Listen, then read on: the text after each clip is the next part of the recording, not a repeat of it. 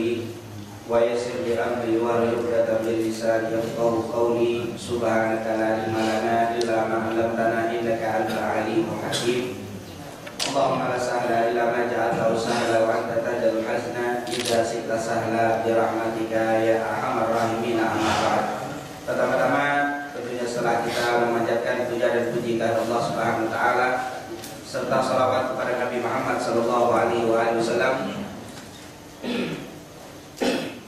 Alhamdulillah, berkat nikmat hidayah petunjuknya kita pada pagi hari ini dapat kembali menyambung tali silaturahim di antara kita dan juga untuk bersama-sama mempelajari dan membahas syariat Nabi Muhammad sallallahu alaihi wasallam. Semoga apa yang kita pelajari ini mendapatkan keberkahan dan keridhaan dari Allah Subhanahu wa taala. Amin ya rabbal alamin. Salawat dan salam yang tidak lupa untuk selalu kita sampaikan kepada kekasih kita Nabi Muhammad SAW, para keluarga, sahabat, tabi'in, serta seluruh umat yang selalu istiqamah mengikuti sunnah-sunnahnya hingga yaumul qiyamah. Alhamdulillah, pada pertemuan yang lalu sudah kita bahas satu hadis masih di bab al-yaqin wa tawakkul yang alhamdulillah walaupun singkat insyaallah kita sudah pahami bagaimana Rasulullah SAW begitu tawakalnya kepada Allah Subhanahu wa taala dan begitu besar akhlaknya ketika memberikan maaf kepada seseorang yang telah mengancam jiwanya, yang sudah kita bahas cerita tentang du'thur atau da'thur. Kemudian pada pagi hari ini insyaallah kita kembali mengambil satu hadis di dalam Riyadhus Shalihin. Baca.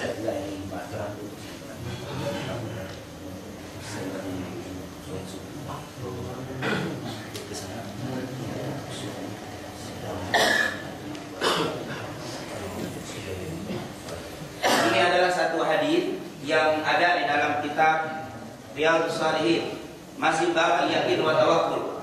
Dikatakan di sini, ini kebetulan disiapkan fokus, kita tuliskan begini biar bisa dilihat.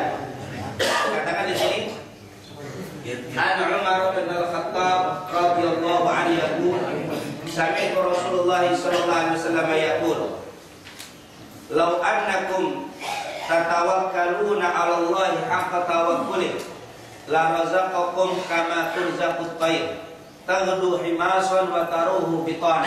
Ini hadis yang kita ambil dan juga hadis yang kedua nanti, karena memang hadis ini tidak terlalu panjang dan kita bahas bisa dua hadis di pagi hari ini. Di situ dikatakan An Umar, dari Umar Ibn Al-Khattab. Ini tentunya sesuai dengan kitab Riyadhus Shalihin yang ada di depan kita, yang masih pegangan kita, kitab Riyadhus Shalihin. Ini hanya saya ditampilkan saja. An Umar, dari Umar Ibn Al-Khattab radhiyallahu anhu. Ini tentunya Umar Ibn Al-Khattab sudah kita sering dengar biografi beliau. Beliau ini adalah seorang mertuanya Rasul sallallahu alaihi wasallam. Lalu sahabat yang menjadi Amirul Mukminin setelah meninggalnya Abu Bakar As-Siddiq. Karena kita tahu di dalam sejarah setelah Rasulullah SAW meninggal, naiklah Umar bin Abu Bakar As-Siddiq. Setelah diadakan musyawarah, sepakat para sahabat mengangkat Abu Bakar As-Siddiq. Setelah 3 tahun menjadi khalifah, Abu Bakar meninggal, kaum muslimin mengangkat Umar bin Khattab menjadi Amirul Mukminin. Beliau sempat menjadi Amirul Mukminin atau khalifah cukup lama, yaitu 10 tahun. 10 tahun, ada yang bilang 10 tahun 6 bulan 5 hari, 10 tahun lebih menjadi pemimpin kaum muslimin. Dan beliau atau di masa beliau Islam menjadi luas wilayahnya. Di zaman Abu Bakar As-Siddiq Islam masih seperti yang ditinggalkan di zaman Rasul sallallahu alaihi wasallam. Hanya ada beberapa kaum yang murtad di zaman itu dan dirapikan oleh Abu Bakar As-Siddiq. Baik dari Musailamah Al-Kadzdzab yang ngaku nabi, itu baru diperangi di zaman Abu Bakar As-Siddiq. Kenapa? Karena di zaman Rasulullah SAW, Musailamah itu mengaku nabi di akhir-akhir hayat Rasulullah SAW. Jadi waktu Rasulullah meninggal, Musailamah belum diperangi. Diperangi di zaman Abu Bakar As-Siddiq. Jadi Abu Bakar merapikan negara Madinah dan juga wilayah-wilayah Islam yang ditinggalkan Rasulullah SAW. Setelah Abu Bakar 3 tahun rapi Madinah dan sekitar Madinah, wilayah Islam aman, Umar bin Khattab naik tinggal meluaskan wilayah, dan di zaman beliau lah Islam mulai meluas sampai ke kota Syam, bahkan sebagian kota Persia. Ini Umar bin Khattab luar biasa, memiliki jasa yang besar di dalam menyebarkan syariat Nabi Muhammad sallallahu alaihi wasallam. An Umar bin Khattab yaqul, beliau berkata, sami'tu Rasulullah sallallahu alaihi wasallam yaqul, beliau mendengar Rasulullah sallallahu alaihi wasallam bersabda, "Lau annakum tatawakkaluna 'ala Allahi haqqa tawakkuli la razaqakum kama yarzuqut tayr taghdu khimasan wa taruhu bitana." Kata Rasul sallallahu alaihi wasallam, "Lau annakum, seandainya kalian tatawakkaluna, bertawakal kepada Allah." Karena memang bab ini bab tawakal, jadi hadis-hadis ini berbicara tentang tawakal kepada Allah.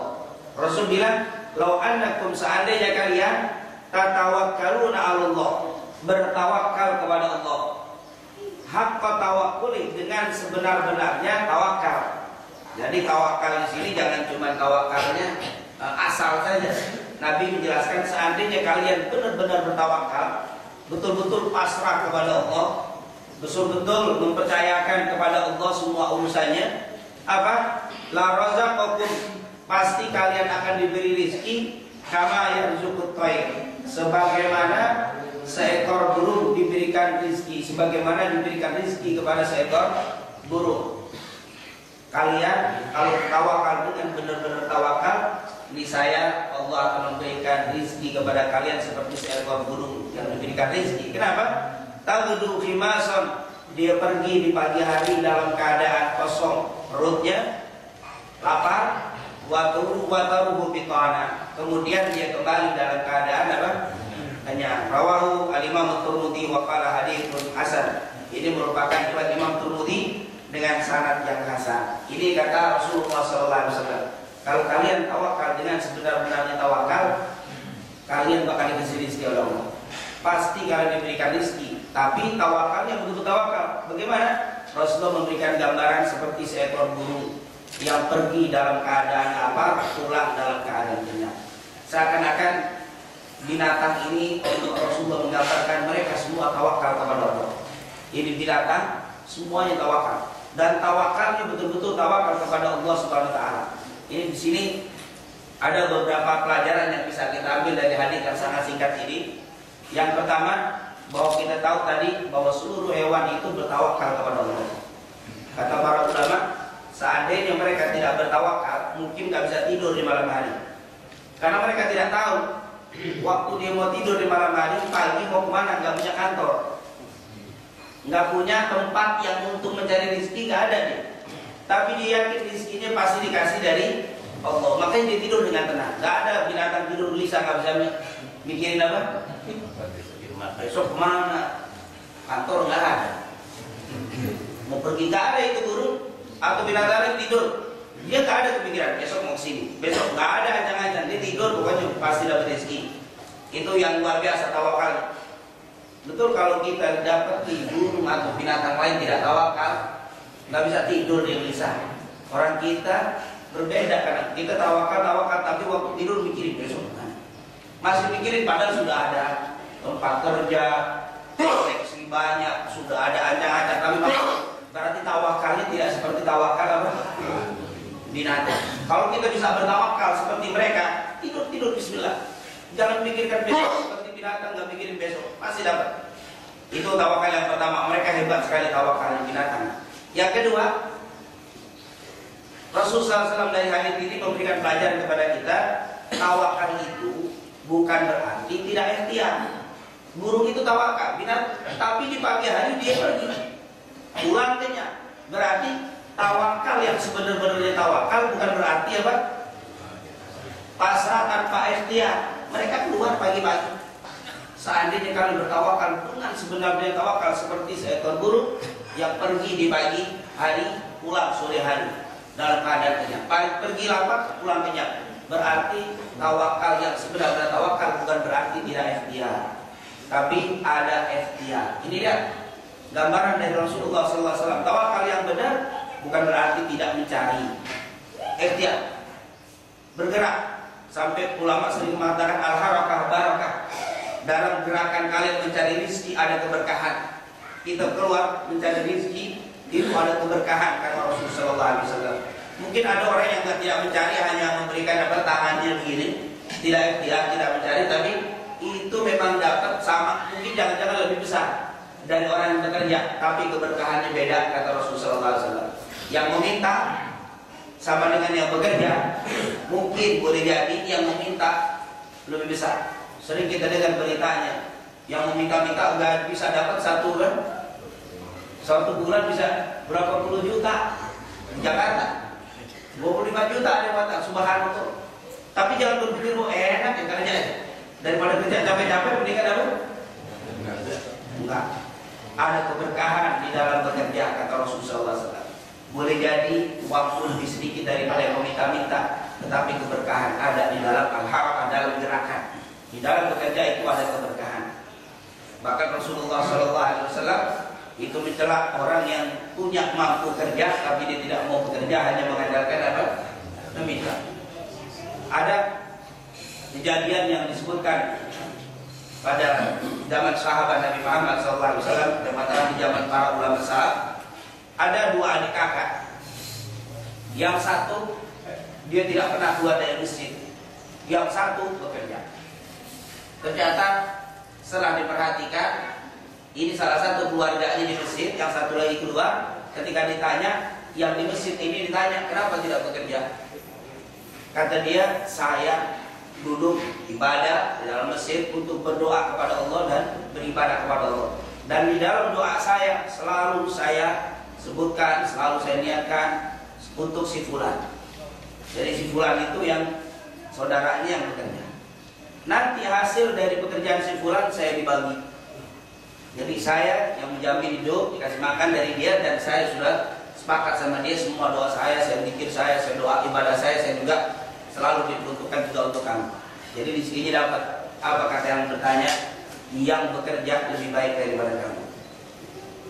Yang bekerja, yang membagi hasilnya untuk kamu lebih baik daripada kamu yang selalu apa? Duduk, tidak pernah lepas dari Quran, tidak pernah lepas ibadah, tapi rizkinya yang nanggung dari si fulan lebih baik dari kamu. Artinya bukan berarti apa kita tawakal itu. Ada orang yang tawakal dengan benar-benar tawakal tapi tidak bekerja, tidak mencari. Maka ini bukan begitu yang diajarkan Nabi Muhammad SAW. Kemudian ada pelajaran yang ketiga dari hadis ini. Seandainya kalian betul-betul bertawakal kepada Allah, dengan sebenarnya tawakal, kalian akan diberikan rezeki sebagaimana diberikan rezeki kepada seekor burung. Tahu fimason wa taruhu bitana. Pergi di pagi hari dalam keadaan kosong perutnya, lapar, pulang dalam keadaan kenyang, penuh perutnya. Di sini ada 3 pelajaran. Yang pertama tadi apa? Hewan-hewan itu semuanya bertawakal kepada Allah. Dan kalau kita bisa bertawakal dengan Allah seperti mereka, kita akan tidur dengan tenang, tidak kita pusing dengan apa yang akan terjadi esok. Yang kedua, tawakal sebenarnya bukan berarti tidak ikhtiar. Yang ketiga, ada keberkahan di waktu pagi. Itu bila kita pergi di waktu pagi, pulang dalam keadaan apa? Di waktu sore dalam keadaan kenyang. Di sini menunjukkan di pagi hari itu adalah waktu yang penuh keberkahan. Di sini para ulama menganjurkan orang yang pagi bangun lalu dia bergerak mencari rezeki berbeda dengan orang yang santai tidur dulu siang baru keluar. Itu beda rezekinya, keberkahannya beda. Kata Rasul Sallallahu Alaihi Wasallam, diibaratkan dia pergi di pagi hari, pulang di sore hari. Nah, di sini menunjukkan keberkahan waktu pagi. Oleh karena itu kata para ulama, dikatakan makruh tidur apa? Di waktu pagi, pada subuh tidur. Tidak bekerja nanti, walaupun tidak bekerja pagi, kata para ulama jangan apa? Jangan tidur di waktu pagi. Begitu juga di waktu ba'dal asar. Itu mestinya orang pulang kerja, orang sedang sibuk-sibuknya, dia tidur pada asar. Ini juga kurang bagus. Ini dikatakan makruh, waktu-waktu yang tidak baik untuk kita tidur adalah ba'dal fajar atau setelah subuh, setelah pagi. Jadi kalau sudah lewat terbit matahari keluar silakan. Nah, tapi di waktu itu waktu yang penuh keberkahan. Ini menunjukkan luar biasa waktu yang ini yang sudah kita manfaatkan di setiap Sabtu, kadang Minggu kita keluar untuk majelis seperti ini luar biasa. Waktu yang penuh berkah dari Allah Subhanahu wa taala. Insyaallah apa yang kita lakukan selalu diberkahi oleh Allah Subhanahu wa taala. Amin. Ya rabbal alamin. Tentunya saya tidak bahas tentang keberkahan waktu itu dilihat dari segi kesehatan dan sebagainya, ini luar biasa. Ini pasti ada hikmah yang luar biasa dari penjelasan Nabi kita Nabi Muhammad Sallallahu Alaihi Wasallam. Nah, intinya di hadis ini kita diperintahkan untuk betul-betul bertawakal kepada Allah Subhanahu Wa Taala seperti tawakalnya hewan-hewan yang Allah telah ciptakan.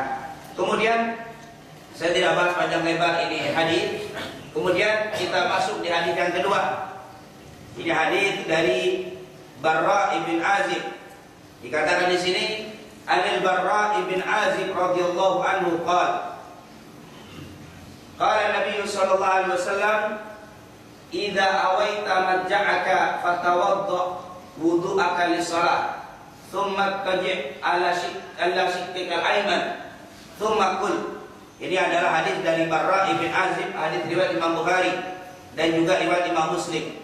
Di sini Imam Nawawi rahimahullah dalam kitabnya Riyadhus Shalihin dia mengambil dua riwayat, tapi di sini saya ambil riwayat Imam Bukhari, tapi sama seperti yang ditulis oleh Imam Al-Bukhari, Imam Nawawi dalam kitab Riyadhus Shalihin. Ini hadis berisikan doa, makanya sengaja ini kita tampilkan kalau untuk nulis karena memang di sini ada isi doa, kalau diimlakan sulit. Di sini dikatakan dari Barra ibn Azib, Nabi Muhammad SAW berkata, "Idza awaita madja'aka," kalau kamu dan mendatangi tempat tidurmu. Maksudnya ini mau apa? Mau tidur. Fatawadda wudu'aka lis-shalah, maka wudu'lah seperti wudu kamu hendak mendirikan salat. Jadi kalau kamu mau tidur, wudu'lah seperti kamu mau mendirikan salat. Jadi wudunya bukan wudu linau. Bukan nawaitu taharatu lis-shalah, ini kan tidur nih. Nawaitu taharah bukan linau, tetap di salat seperti kamu wudu salat. Jadi kita wudu sempurna seperti hendak wudu salat. Tsumma tajid, kemudian berbaringlah ala shiqqil ayman. Ala shiqqil ayman ininya sebelah kanan.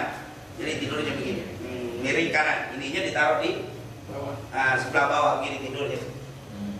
Ini shiqqil ayman. Rasulullah SAW selalu tidur, kalau tidurnya itu begini. Ininya ditaruh. Terus ininya di sebelah, ditekan sebelah kanan begini. Apa kalau bahasa gitu? Iya, miring kanan begini.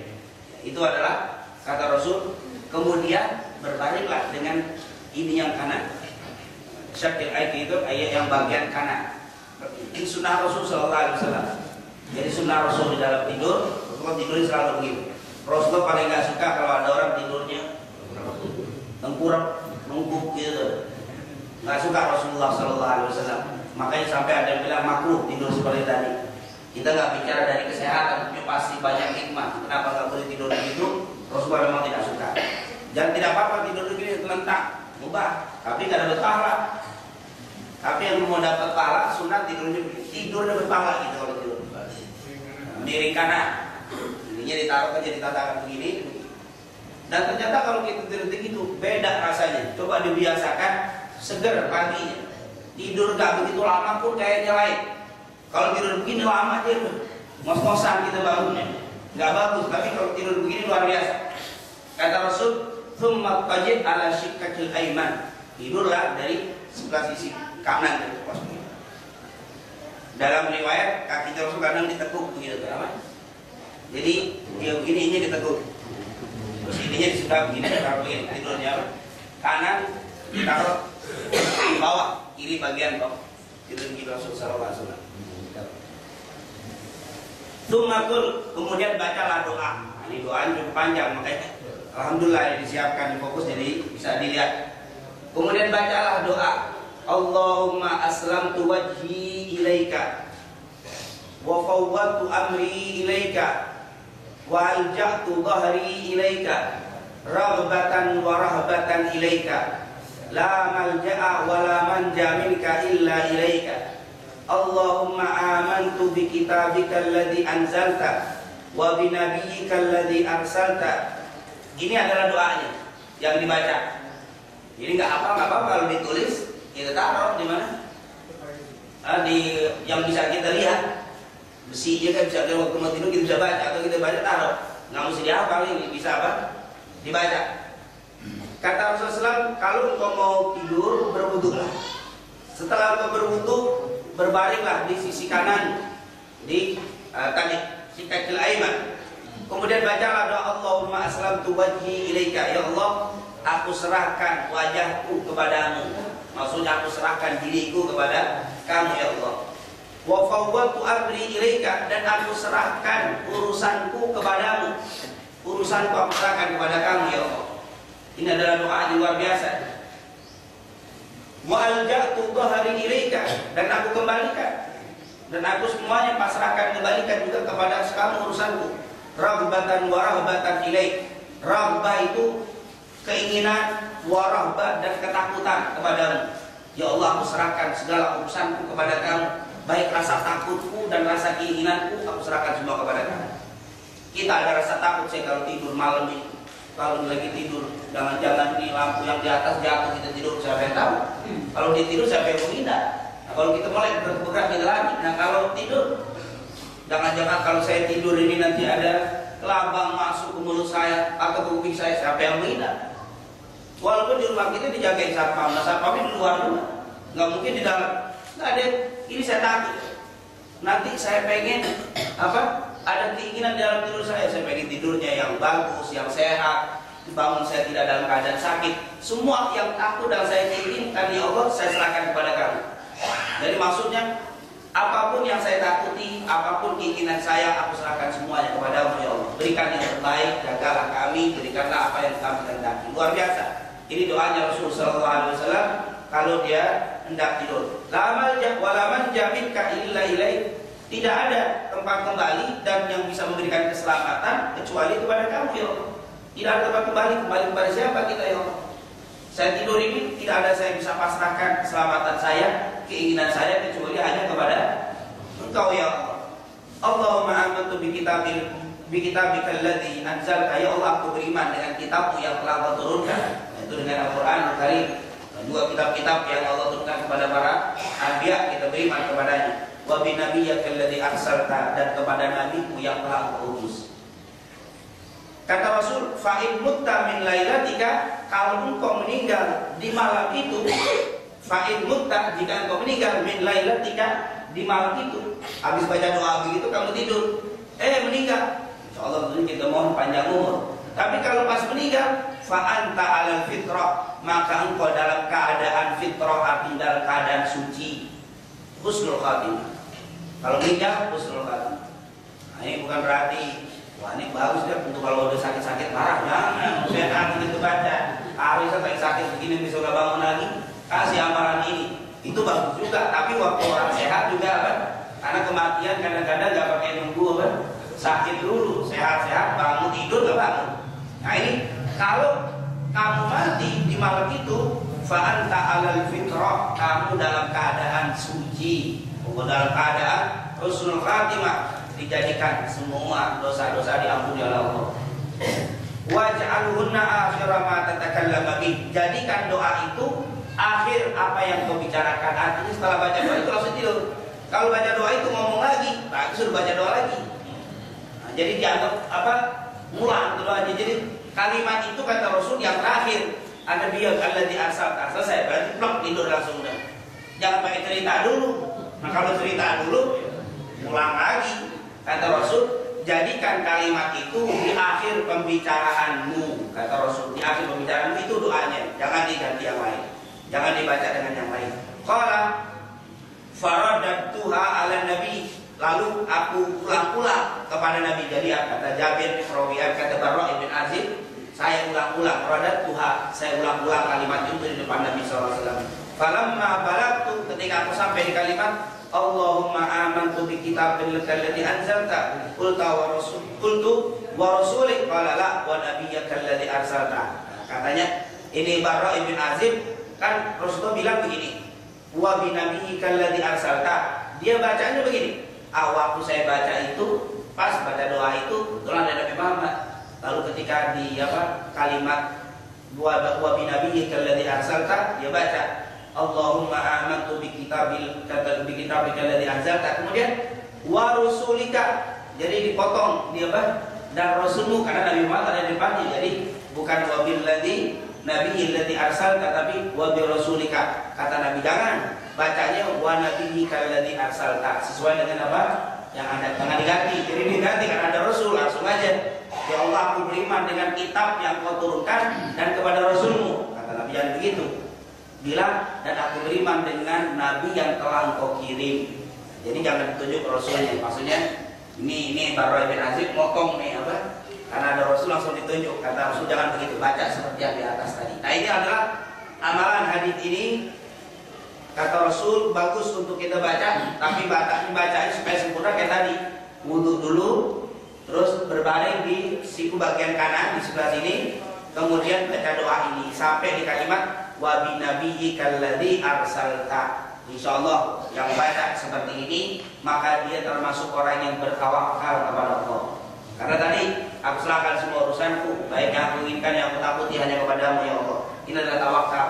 Yang kedua, kalau sampai dia meninggal di malam itu insya Allah meninggal dalam keadaan husnul khatimah. Ini hadis muttafaqun alaih. Kata Imam Nawawi muttafaqun alaih. Diriwayatkan oleh Imam Al-Bukhari dan Imam Muslim dengan sepakat muttafaq, tidak ada perbedaan di antara ulama tentang kesahihannya. Insyaallah kita bisa mengamalkan apa yang diajarkan Nabi Muhammad SAW, baik dengan ketawakalan kita seperti yang dikatakan oleh Rasul seperti hewan yang kita tawakal penuh kepada Allah Subhanahu wa taala, dan doa yang diberikan insyaallah bisa kita amalkan. Amin ya rabbal alamin. Mungkin ini yang bisa kita bahas pada kesempatan kali ini. Insyaallah masih ada beberapa hadis di bab al-yakin wa tawakkal, kita akan teruskan lagi pada pertemuan-pertemuan yang akan datang.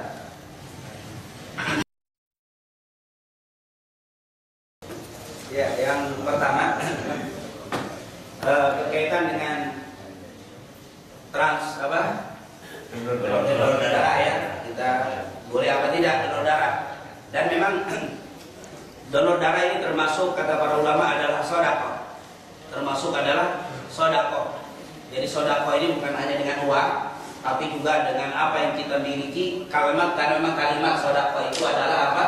Memberikan sesuatu yang bisa meringankan kesulitan saudara kita. Itu namanya sedekah. Dengan rezeki, dengan uang kita bisa, yang tadinya dia susah, dengan rezeki kita, uang kita dia naik, kesulitannya diangkat. Dengan tenaga, ada orang yang tidak kuat ngangkat, kita angkat, kita bantu, adalah sedekah. Itu sedekah cukup banyak. Termasuk orang yang punya penyakit, dia kurang darah, atau kekurangan darah karena sakit, kita bantu dengan diberikan darah, adalah sedekah. Jadi itu termasuk sedekah. Jangan dia bilang dalilnya mana donor darah, zaman Nabi nggak ada. Kalau nggak ada zaman Nabi kan dibilang bid'ah lagi. Nah itu tuh jangan dibilang begitu. Karena apa? Karena Rasulullah SAW sudah mengasih kaidah, segala sesuatu yang bisa meringankan kesulitan saudara kalian itu sedekah, apapun bentuknya. Mungkin zaman dulu yang tidak ada, ya, ada orang yang punya handphone, pulsanya habis, kita kirimin pulsa. Zaman dulu juga nggak ada kirim pulsa atau. Nah ini juga merupakan apa? Sedekah. Intinya tadi di kesulitan dia menghubungi nggak bisa, lalu bisa berhubungan dia gara-gara kita bisa menghubungi saudara dan sebagainya. Ini sedekah. Alhamdulillah secara umum berarti donor darah termasuk sedekah. Tapi para ulama memang memberikan batasan-batasan. Nah, yang pertama dikatakan ada yang mengatakan begitu secara singkat. Yang pertama kita ini untuk yang memberi atau yang diberi ya. Karena memang kalau kita bahas sisinya ada yang dari segi yang memberi, ada yang bagi sisi kita yang menerima. Kalau kita yang memberi, maka jangan kita memberikan kepada seseorang yang kalau kita berikan kehidupannya membuat kerusakan untuk kaum muslimin. Tidak boleh. Kalau kita beri ini orang yang meninggal atau sakit parah, kurang darah, kita kasih darah kita donor. Tapi dengan darah itu akhirnya dia sehat dan dia akan apa? Merusak kaum muslimin. Tapi kalau dia tidak memandang agama, hatta dia bukan Islam, kalau kita tolong dia tidak mengapa, tidak apa. Tapi kalau dia non Islam atau Islam kita kasih, tapi segernya dia bahaya, rusak, menghalangi orang berdakwah, mulai mengajak, merusak Islam. Yang begini jangan ditolong. Kalau bahasa kita jangan nolong ular, ya kalau kita tolong kita dia patok, kita kejepit, kita angkat, kita dipatok. Nah ini perlu kita jaga. Begitu juga terutama dalam urusan agama, mesti berhati-hati. Ini mesti kita hati-hati betul. Kita tahu yang kita bantu tidak merusak Islam. Tapi kalau merusak jangan. Mengganggu Islam jangan dibantu, biarkan. Karena ini merupakan hal yang apa? Tidak disukai tentunya oleh Rasul sallallahu alaihi wasallam. Ini jangan sampai. Tapi kalau hanya sekedar non Islam boleh. Jangankan manusia. Kita pernah tahu dan kita sering dengar hadis. Rasulullah pernah menceritakan tentang seorang Bani Israel dikasih ampunan oleh Allah gara-gara masih minum anjing yang kehausan. Anjing kehausan diberikan minum, diampuni dosanya. Hati anjing perlu kita tolong. Kita tolong anjing, apalagi manusia. Selama dia tidak membahayakan diri kita dan tidak membahayakan agama kita, bantu tanpa melihat agama, luar biasa. Inilah kalau bicara tentang membantu, tidak ada agama yang mengajarkan seperti yang diajarkan agama yang dibawa Nabi Muhammad SAW. Luar biasa.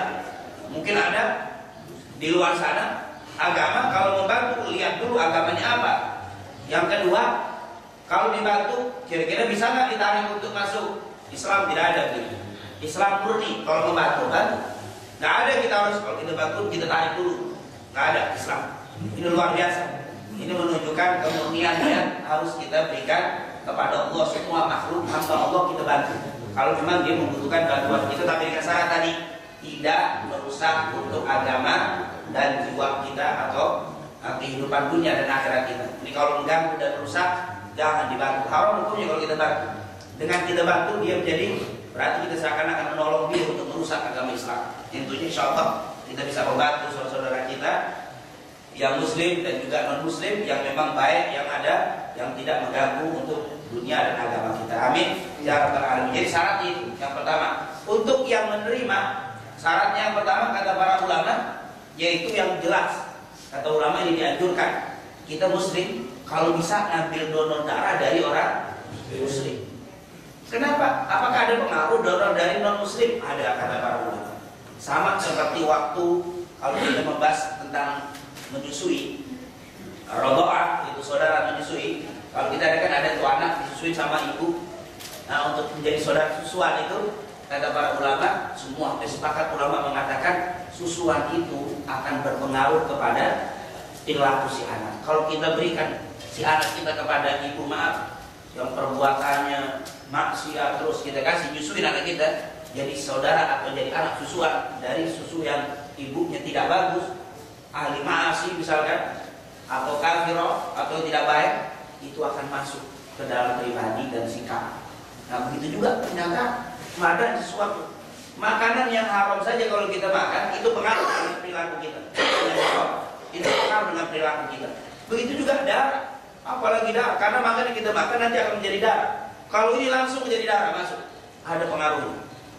Pokoknya kita alhamdulillah apalagi di Indonesia muslimin banyak. Kalau ada yang sakit jangan minta dulu kemana-mana, minta dulu sama orang muslim. Apalagi seperti kita di persatuan safari suku baik kelurahan kecamatan. Kalau ada yang sakit di sini alangkah indah tawarkan dulu kepada jamaah ini ada jamaah kita yang sakit.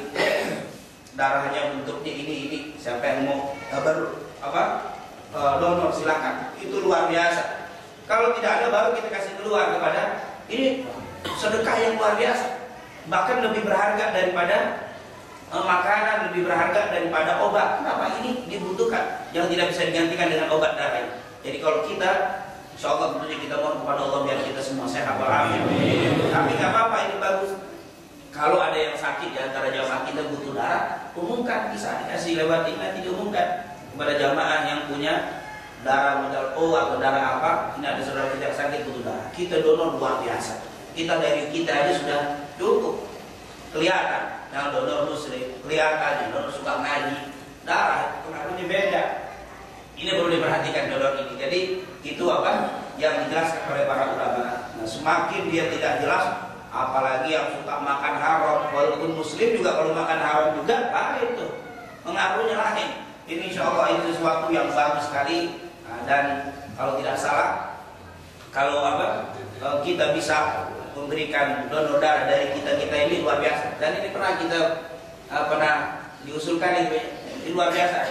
Dan kita pun dulu waktu di kuliah pun kalau ada anak sakit di kampus tidak minta keluar, langsung setelah sholat fardu ustadznya berdiri langsung bilang, saudara kalian sekarang sedang berbaring di rumah sakit, ada si fulan sakit membutuhkan darahnya bentuknya begini, siapa? Berbondong-bondong semua makanya masuk. Dan alhamdulillah ternyata untuk donor darah nggak langsung maju langsung disedotkan, enggak. Dilihat dulu, dicek dulu, di darahnya itu cocok, itu pun cocok dicek dulu, bisa apa enggak, kuat apa enggak, kalau dikasih apa, vitamin dan sebagainya. Dan ternyata keluar darah itu bukan tambah sakit, justru kalau yang pas malah tambah sehat. Rasul sendiri kalau pusing suka di bekam, dikeluarkan darahnya, keluar darah banyak Rasulullah SAW. Jadi darah-darah itu ternyata nggak buat kita, waduh saya donor terus nanti jadi lemes, jadi sakit, ntar lama-lama saya kurang darah. Enggak, insya Allah. Kan kata Rasul apa? Siapa yang bersodakoh ditambah di sini.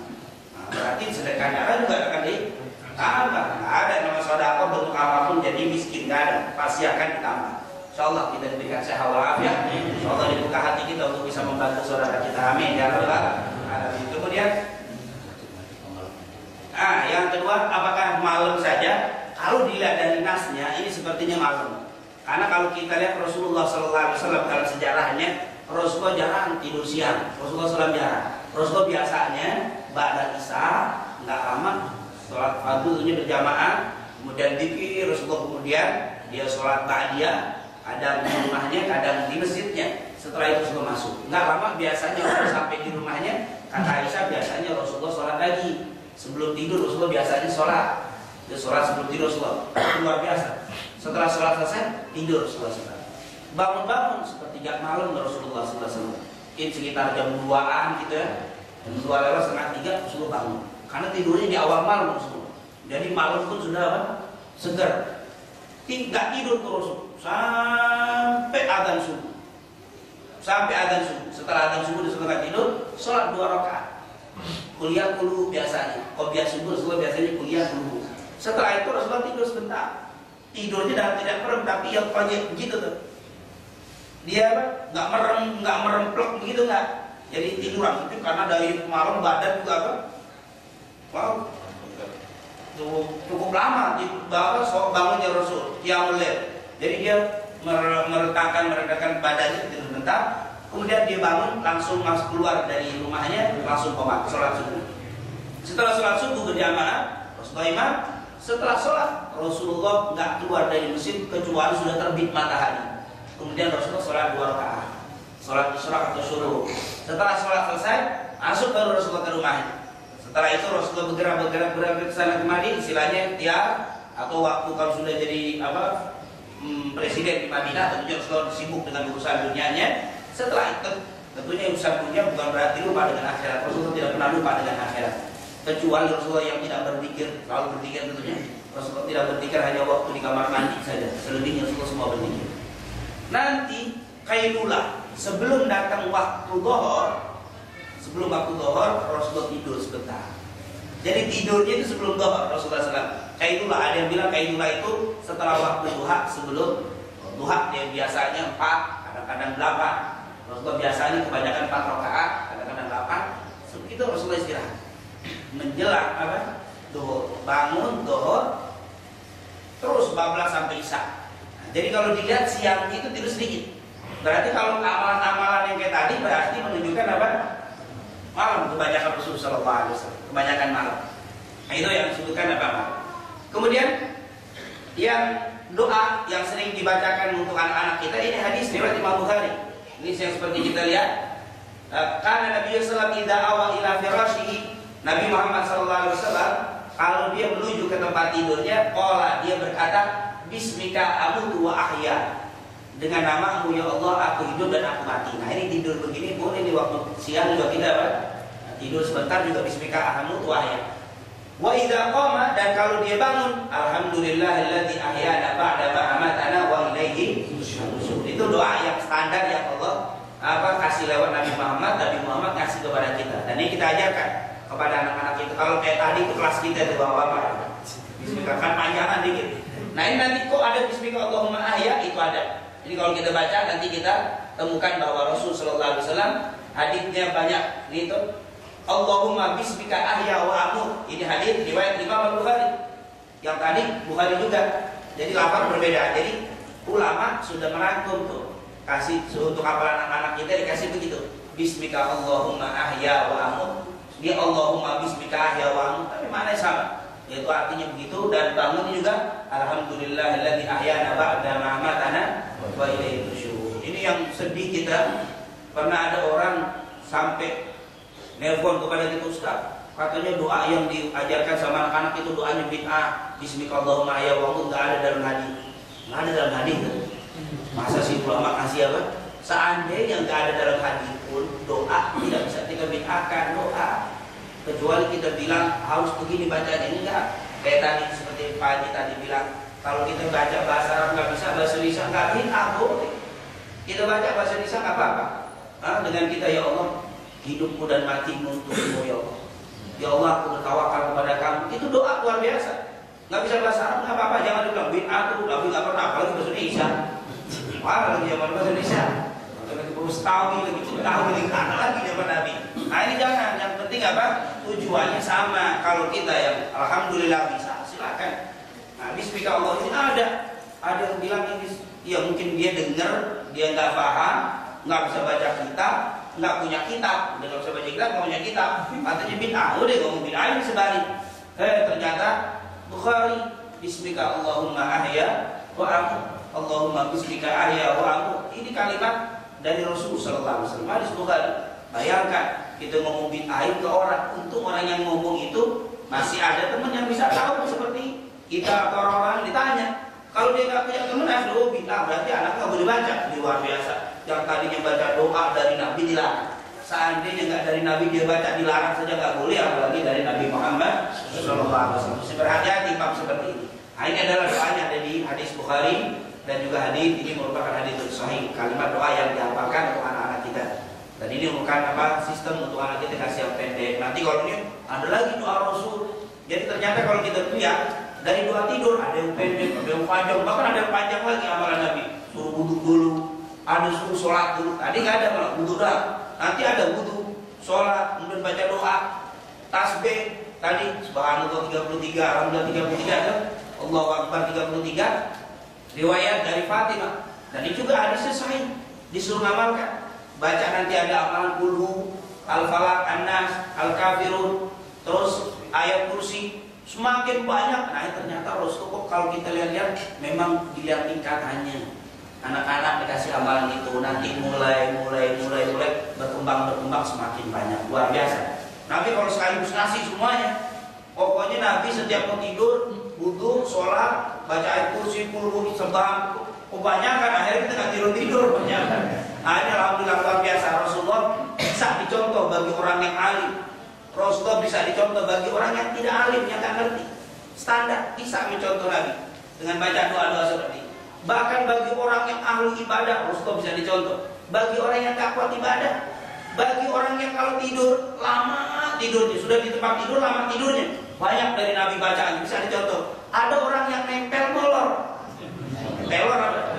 Buru-buru baca ayat kursi bau, bismillahirrahmanirrahim. Nah, kalau begitu ada bisa ngamalin sunnah Nabi, luar biasa lengkap. Tidak ada orang yang tidak bisa. Kalau sesat baca doa panjang-panjang, orang saya nempel tidur.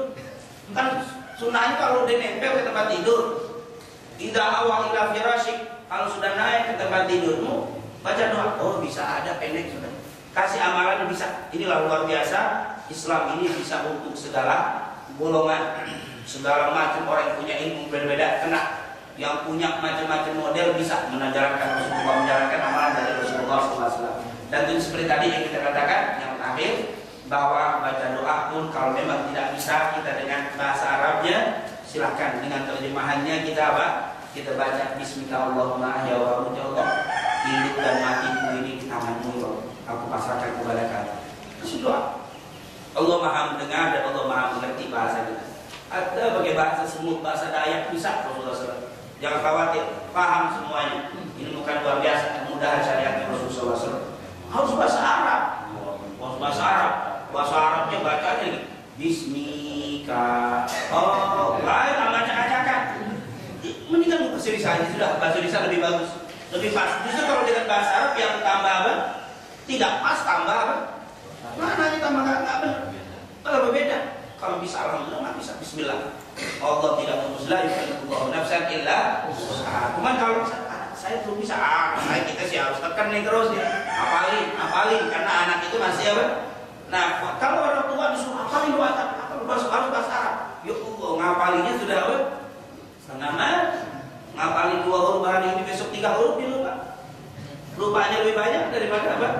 Nah ingatnya, ini jangan dipaksakan. Alhamdulillah mudah syariatnya Rasul Sallallahu Alaihi Wasallam. Mudah bukan berarti untuk dimudah-mudahkan. Maksudnya jangan mempersulit umat Nabi Muhammad Sallallahu Alaihi Wasallam. Insyaallah kita selalu seperti Rasulullah Sallallahu Alaihi Wasallam. Rasulullah begitu gampangnya ajaran yang disampaikan kepada para sahabatnya. Semoga kita semua bisa mengamalkan apa yang diajarkan. Amin ya rabbal alamin. Demikian kajian kita pada hari ini.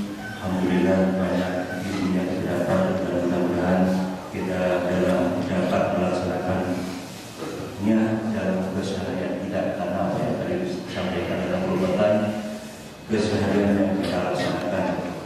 Teman Majelis Taklim satu suku. Itu mungkin yang dapat kami sampaikan, kurang lebihnya mohon maaf. Dan sebelum baca doa, guru kita akan menyampaikan beberapa hal. Ini hanya menambahkan saja supaya lebih mantap tadi yang saya bilang tentang donor. Ini fatwa dari ulama Saudi. Ini fatwa ulama Saudi ditanya, "Mal hukum syar'i fi naqlid dam?"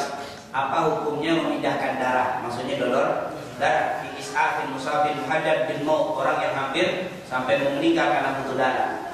Antorik tabarruk, dengan cara donor min muslimin bi kafirin, dari orang muslim kepada orang kafir, awil aks, atau yang sebaliknya. Bagaimana hukumnya? Nah, di sini dikatakan fa'ajaba rahimahullah, maka dijawab, ini pertanyaan dan ini dijawab oleh para ulama Timur Tengah. At-tabarruk bidam, donor darah binaklihi ila musab, dipindahkan kepada orang yang kena musibah, yang kena sakit. Idza kana hadzal musab mutarran, kalau memang ini parah yang membutuhkan darah, wa kana yantafi min hadzal dam, dan darah yang kita berikan bermanfaat untuk orang sakit tadi, fa inna dam hina idzin yahillu lahu, maka saat itu darah itu menjadi halal. Kan darah ini najis. Darah itu najis, kalau kita kena badan kita najis. Darah itu kok dimasukkan ke mana? Ke badan, apa enggak najis badan kita? Katanya di sini, kalau memang darah itu bermanfaat untuk kesehatan, maka darah yang masuk tidak lagi najis, tapi menjadi halal. Jangan kita berpikir darah kok disedekahin pun najis. Yang namanya barang najis nggak boleh sedekah. Anjing najis kita sedekah, saya kasih anjing, nggak ada yang sedekah. Tapi kok ini darah? Enggak, kata para ulama ini beda. Kalau dia ditaruh begini najis, tapi kalau dimasukkan nggak najis.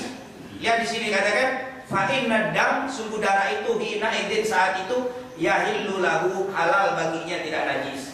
Ya Allah Ta'ala haramad dam fi suratil Maidah, memang betul darah itu najis dalam surat Al-Maidah, tapi dalam keadaan seperti ini tidak najis. Terus kemudian di sini fa idza tarral maridu, kalau memang orang sakit itu darurat, membutuhkan darah, ila haqnid dam, untuk disuntikan darah, fa innahu la ba'sa ayyuhidna bihi, maka tidak mengapa untuk disuntikan darah tadi. Maksudnya tabarruk tadi apa? Donor. Amma binisbati lit tabarruk, adapun lil mutabarri, adapun orang yang sedekah keluarin darah, fa idza kana la yadurruhu akhdud dam minhu, kalau memang tidak bahaya untuk dirinya ketika diambil darahnya, fala haraj, maka tidak apa-apa untuk memberikan apa? Sedekah dengan darahnya tadi. Ayyatabarra, tidak apa-apa bagi orang yang sehat, yang tidak membahayakan dirinya untuk bersedekah. Fa idza kana mutabarri lahu musliman, kalau memang yang dikasih itu orang Islam, fa inna hadza min al-ihsan ilal muslimin, maka ini adalah perbuatan baik kepada orang Islam. Jadi kita kasih kepada orang Islam luar biasa. Ini adalah perbuatan baik yang diberikan kepada orang Islam. Wa idza kana ghairu muslimin, tapi yang kalau kita kasih bukan orang Islam, wa huwa mimman tajuzu shadaqah, bagi mereka yang boleh sedekah, maka fa'alaihi, yaitu sadaqah fa innahu la ba'sa bih, tidak apa-apa. Jadi enggak apa-apa kita berikan kepada orang kafir, bukan orang Islam boleh. Ayyatabarra lahu, untuk bersedekah dengannya. Tetapi lihat di sini, wa amma in kana min qaumin, tapi kalau diberikan kepada satu kaum, yu'dunal muslimin, yang menyakiti orang Islam, wa yukhrijunahum, yang mengusir orang Islam, min diyarihim, dari rumah-rumah mereka, wa yuqatilunahum, dan yang memerangi orang Islam, fa innahu la yatabarra lahu, enggak boleh donor untuk mereka. Tidak boleh donor untuk mereka. Bidamin wala bidaini, baik dengan darah atau yang lainnya.